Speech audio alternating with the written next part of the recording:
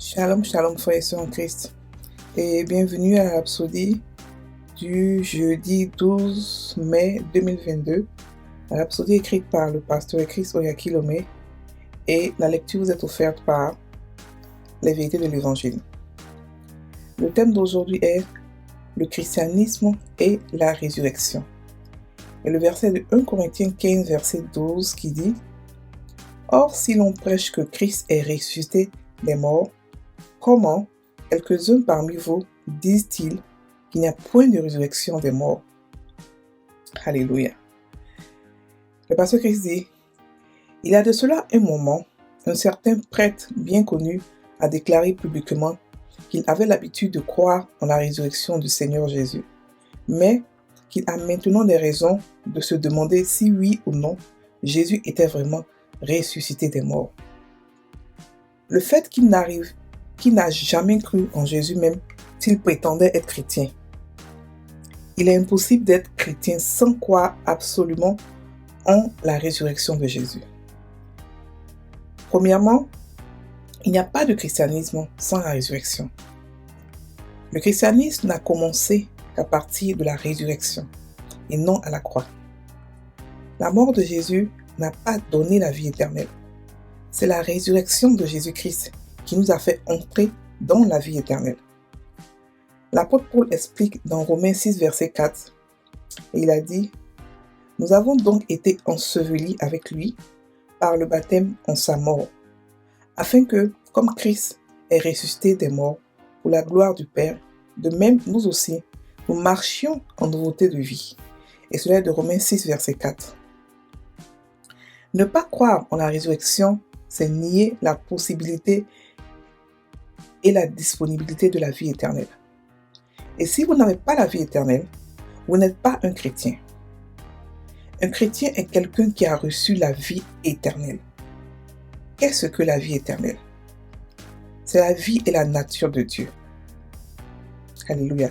La qualité de l'essence divine. Par exemple, les chiens ne sont pas des chèvres.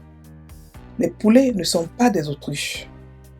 Peu importe leur ressemblance, ils n'ont pas la même vie et aucune espèce ne peut produire ou se reproduire en une autre espèce de type différent. Les chiens ne reproduiront jamais de chèvres et vice-versa. Le chrétien est littéralement né de Dieu, avec la vie de Dieu. C'est la résurrection de Jésus-Christ qui a rendu cela possible. Alléluia. Mieux encore, la Bible dit que Jésus a été prouvé ou déclaré en tant que Dieu dans la chair humaine par la résurrection d'entre les morts. Romains 1, verset 4. Ensuite, l'Esprit de Dieu, à travers l'apôtre, a amené la doctrine à son apogée dans 1 Corinthiens 15, verset 12 à 19. Étudiez toute la référence. Le verset 19 dit « Si dans cette vie seulement que nous espérons en Christ, nous sommes les plus malheureux de tous les hommes. Grâce soit rendue à Dieu pour la résurrection. C'est ce qui nous donne la vie. Béni soit Dieu. » Fin de la Rhapsodie. Alléluia. Alors, aujourd'hui, le pasteur nous parle de la résurrection, il parle du christianisme qui est basé sur la résurrection. Il explique qu'il y a un pasteur un prêtre, qui a déclaré publiquement qu'il ne croit plus en la résurrection de Christ. Et qu'il avait des doutes sur la résurrection de Christ et tout ça. Donc, la question s'amène à se poser, est-ce qu'il est vraiment chrétien? Parce que la chrétienté est basée sur la résurrection de Christ. Beaucoup d'hommes de Dieu ou d'hommes envoyés, supposés hommes de Dieu ou supposés d'autres religions, ils sont tous morts. Tous ceux qui étaient à la tête, les leaders, sont tous morts. Mais le seul qui a été, par sa résurrection, déclaré enfant de Dieu en puissance, c'est le seul qui est Jésus-Christ. Et aujourd'hui, nous pouvons voir son tombeau à Jérusalem. Nous pouvons voir où ils l'ont déposé. Nous pouvons voir, il y a eu des témoins. Depuis plus de 2000 ans, depuis près de 2000 ans, oui, les gens ne font que parler de sa résurrection. Et nous, en tant que chrétiens, c'est pas la Bible. Jésus a dit quoi? Heureux ceux qui ont cru sans avoir vu. Nous, on a cru sans avoir vu avec nos yeux charnels, mais on l'a vu avec nos yeux spirituels. Parce que lorsqu'on est devenu chrétien, on a eu la confirmation qu'il est né de nous, il est mort, et on a eu un esprit qui est venu avec nous. L'esprit de Jésus qui est mort, qui est ressuscité, il est venu avec nous, nous montrer qui était Jésus, nous apprendre qui était Jésus 2000 ans après. Donc un chrétien de ne pas croire à la résurrection, ça montre qu'il n'a pas de relation avec Dieu, il n'a pas d'intimité avec Dieu, avec l'esprit de Jésus, et il n'est pas chrétien. Il est sûrement que c'est un religieux, c'est-à-dire que c'est quelqu'un qui a peut-être accepté Christ comme ça, sans vraiment croire dans le cœur. Donc, il n'a pas reçu cette intimité avec Christ, ou il ne fait que ignorer le Saint-Esprit qui est à côté de lui. Parce que, en tant que chrétien, nous avons cet esprit en nous, qui habite en nous, qui nous confirme que Jésus est Seigneur, qui nous confirme que Jésus-Christ est ressuscité d'entre les morts. Les païens ne peuvent pas comprendre cela. Ils ne peuvent pas comprendre que une femme qui n'a jamais connu d'homme puisse avoir un enfant. Ils ne peuvent pas comprendre que quelqu'un est mort et ressuscité. Mais nous, en tant que chrétiens, par rapport à la foi que nous avons reçue lorsque nous sommes devenus chrétiens, nous pouvons comprendre cela. Donc, un chrétien ne peut pas demander est-ce que Jésus est ressuscité. C'est-à-dire qu'il n'a rien compris à sa chrétienté. C'est-à-dire que sa chrétienté est automatiquement mise en doute. Parce que la foi à laquelle nous sommes basés, la foi à laquelle nous croyons, elle est basée sur la résurrection et pas sur la croix, pas sur la mort. Rien que la mort, le travail était à moitié. Le travail n'était pas fini. Mais il a fallu avoir la résurrection pour montrer la puissance de Dieu, parce que personne avant lui n'est mort et n'a été ressuscité. Il est mort spirituellement et il a été ressuscité spirituellement. Et avant lui, il est ressuscité en plus avec son corps, c'est-à-dire que et spirituellement et charnellement. Avant lui, aucune personne n'avait été ressuscitée.